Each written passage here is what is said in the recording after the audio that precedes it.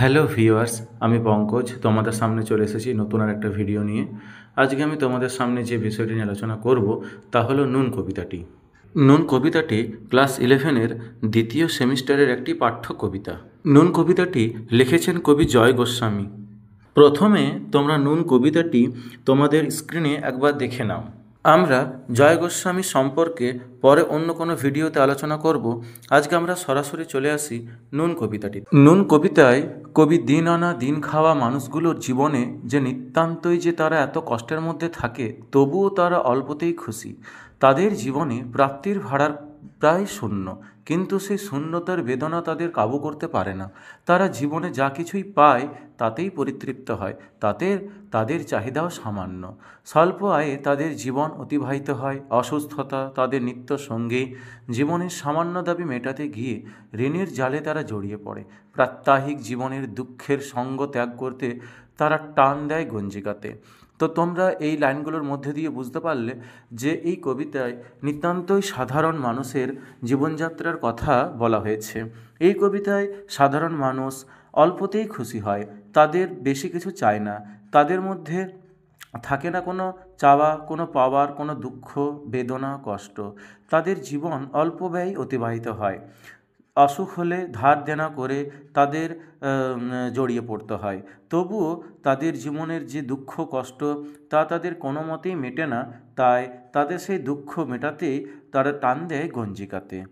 পরের স্তবকে তোমরা দেখতে পাচ্ছ যে বলা হয়েছে যে সব দিন হয় না বাজার, অর্থাৎ তারা যে দরিদ্র, এটা বারবার আমাদের এই কবিতার মধ্যে বলা হচ্ছে যে তারা দরিদ্র হলেও তাদের মধ্যে একটা মনের মধ্যে যে তাদের ইচ্ছে, তা এই কবিতায় প্রকাশ করা হয়েছে যে তাদের সব দিন বাজার হয় না।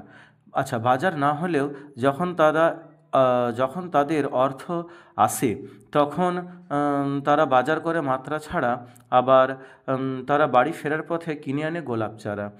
অর্থাৎ এই গোলাপ চারা বলতে তাদের হৃদয়ের যে ইচ্ছা, সেই ইচ্ছাগুলিকে এখানে বলা হয়েছে। কিন্তু ওই যে কবিতায় বলা হয়েছে দিন আনা দিন খাওয়া মানুষের, সাধারণ মানুষের জীবনযাত্রার কথা, যে গোলাপ চারা কিনে নিয়ে এলেও তা পুঁতবে কোথায়, অর্থাৎ তাদের মাথা গোঁজা ঠাঁইটুকুই নেই, বা কোনো মতে তারা সামান্য মাথা গোঁজার ঠাঁইয়ের মধ্যে দিয়েই তারা বেঁচে রয়েছে। তো গোলাপ চারা পোতার মতো তাদের কাছে জায়গা নেই, বা গোলাপ চারায় সেই ফুল ফুটবে কি না সে নিয়েও তাদের মধ্যে সংশয় রয়েছে। জীবনের এই অতিরিক্ত চাহিদায় মানুষ কখনোই আবদ্ধ হতে চায় না। তারা হেসে খেলে কষ্ট করে দিন পার করে দিতে চায়, এতেই তাদের জীবনের আনন্দ। অভাব যাদের নিত্য সঙ্গী, রোজগার যাদের সীমিত, বা প্রাত্যহিক রোজগার যেদিন বন্ধ সেদিন জীবন হয়ে ওঠে দুর্বিষহ। বাড়িতে অনাহারে থাকা বা নিজের ক্ষুধার তাড়নায় সব কিছুর হাত থেকে ভোলার জন্যই কবি বলতে চেয়েছেন যে তারা গভীর রাতে তারা বাড়ি ফেরে। আসলে বাস্তব সমস্যা থেকে তারা পালিয়ে যেতে চায়, তবে এই সমস্যা তাদের জীবনের সাথে জড়িয়েই থাকে। এই সমস্যা থেকে তারা মুক্তি পাবে কিভাবে? গভীর রাতে বাড়ি ফিরেও তারা দেখে যে ঠান্ডা ভাতে তাদের সামান্যটুকু চাহিদা নুন। এই নুন শব্দটির মধ্যে দিয়েই এই কবিতাটি সার্থক হয়েছে, যে সামান্যতম চাহিদা নুনটুকুও তাদের জোটে না। অসহায় মানুষের মাথার মধ্যে জ্বলে ওঠে তখন ক্রোধের আগুন। সাধারণ শ্রেণীর মানুষ অভাবের সংসারে অসহায় হয়ে ক্রোধের দাহে দগ্ধ হতে থাকে। সমস্ত সামাজিক সম্ভ্রমকে ভুলে গিয়ে বাপ বেটা তার স্বরে চিৎকার করতে থাকে। কবি বাপ বেটা বলতে সমাজের সাধারণ শ্রেণীর মানুষদের বুঝিয়েছেন। যদিও এই সমাজ সাধারণ শ্রেণীর মানুষের প্রতি তাদের নেই কোনো লজ্জা, নেই কোনো অনুশোচনা। সাধারণ শ্রেণীর মানুষের প্রতি তারা নির্বিকার, তারা উদাসীন। সাধারণ মানুষ বেশি কিছু চায় না, তাদের চাহিদা খুবই অল্প। তাদের ইচ্ছা স্বাধীন জীবনে সামান্যতম স্বাদের আশ্বাস। এইভাবেই কবি সামান্য দাবিকে নিয়ে সাধারণ মানুষের মধ্যে জেগে ওঠে সংবদ্ধতা, সংকল্প। কবি জয় গোস্বামী কবিতার নামকরণ করেছেন নুন। তা এই নুন নামকরণ করার মধ্যে দিয়ে বিশেষ কিছু যুক্তিযুক্ত আছে। তোমরা ভেবে দেখো, আমাদের জীবনে সমাজে ওতপ্রোতভাবে জড়িয়ে রয়েছে সাধারণ শ্রেণীর মানুষ। এই সাধারণ শ্রেণীর মানুষ সমাজকে প্রতিনিয়ত এগিয়ে নিয়ে যাচ্ছে, তারাই হলো সমাজ গঠনের কারিগর। কিন্তু আমাদের এই সমাজে তারাই হলো প্রতিনিয়ত অবহেলিত, বঞ্চিত, শোষিত। তাদের প্রয়োজনীয় মূল্যটুকু তাদেরকে দেওয়া হয় না।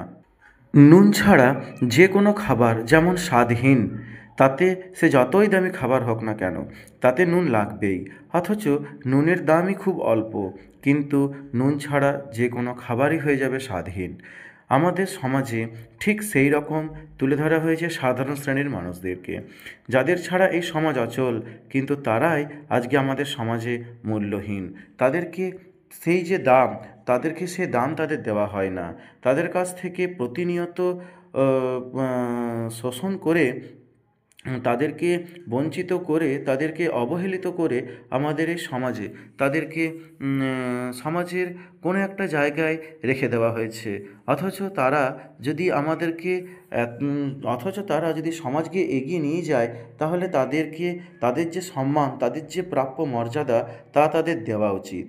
তাই কবি জয় গোস্বামী নুন কবিতাটির মধ্যে দিয়ে আমাদের এই সমাজের সাধারণ শ্রেণীর মানুষদের, খেটে খাওয়া মানুষদের কথা তুলে ধরেছেন। এখানেই নুন কবিতাটির নামকরণ যথাযথ সার্থক হয়েছে। আশা করি আমি তোমাদের নুন কবিতাটি ভালোভাবে বোঝাতে পারলাম। তোমরা যদি ভালোভাবে শোনো এবং কবিতাটি যদি ভালোভাবে পড়ো, তাহলে তোমরা বুঝতে পারবে যে আমি তোমাদের কি বোঝাতে চেয়েছি। এরপরও যদি তোমাদের বুঝতে অসুবিধা হয়, তাহলে তোমরা কমেন্ট বক্সে কমেন্ট করবে কোন জায়গাগুলি তোমাদের বুঝতে অসুবিধা হয়েছে, আমি তোমাদের নিশ্চয়ই বোঝাবো। ধন্যবাদ।